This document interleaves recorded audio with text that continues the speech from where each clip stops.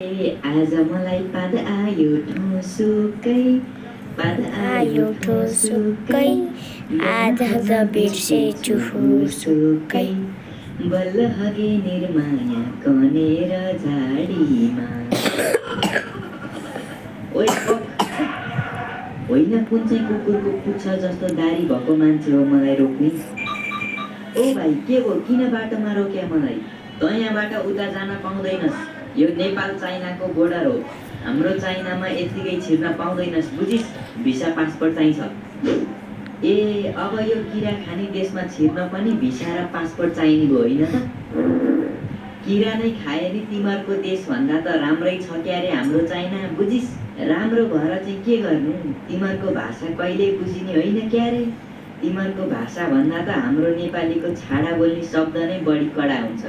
सुन तेरै बाउलाई गएर सुना जा। हाम्रो देशको सामान त तिमीहरूको देशमा नि त पुग्छ नि, बुझिस्?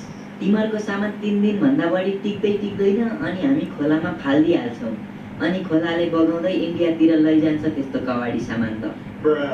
ए, तिमीहरू भन्दा त हामी कति धनी छौँ, कति।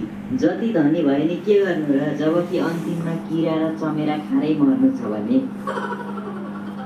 बढी नबोल है साला, नत्र तेरो नाक साक कुच्याइदिन्छु नि। अब तेरो नाक त पहिलेदेखि कुच्या छ, के कुच्याउनु तेरो त?